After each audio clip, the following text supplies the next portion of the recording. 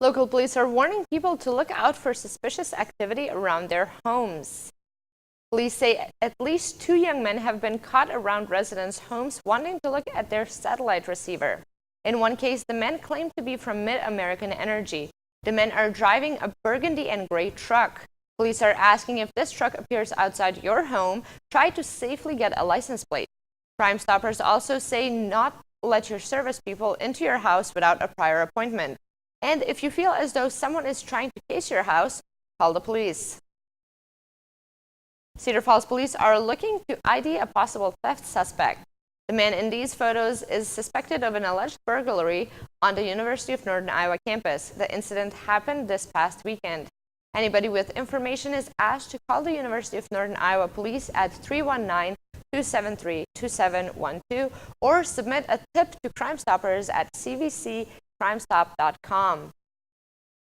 And across the state, 2 Sioux City teens convicted of stealing $10,000 from a Sioux City bank last August are free after having their sentences reconsidered. That decision coming just 3 months after the same judge sent them to prison for 5 years. Jacqueline Driscoll reports.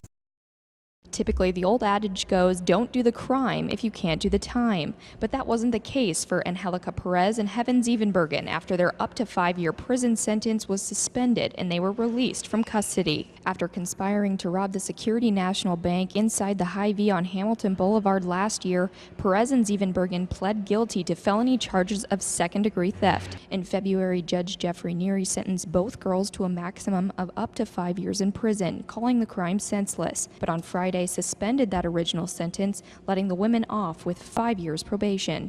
Her plea agreement with the state gave me 2 options at the time of sentencing: probation or prison. Nothing in between. In order for me to find a way to have them spend some time in custody, I needed to order them to go to prison. And then, of course, I always have the option, as I explained at the sentencing hearing, to reconsider that sentence. I have up to 12 months to be able to do that. Neary cited 14 letters that he received from the public regarding reconsideration for Zevenbergen and Perez, most of which expressed that the women should remain in prison. It's unusual for us to receive letters that are unsolicited from the general public. In my experience, it's never happened before. This was the first time in this particular case. And I haven't heard of any other judge share that similar experience.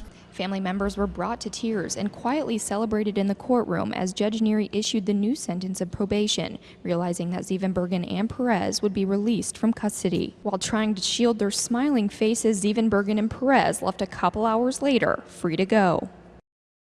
Judge Neary says that many of the letters reference the $10,000 that was stolen. Most of that money has still not been recovered.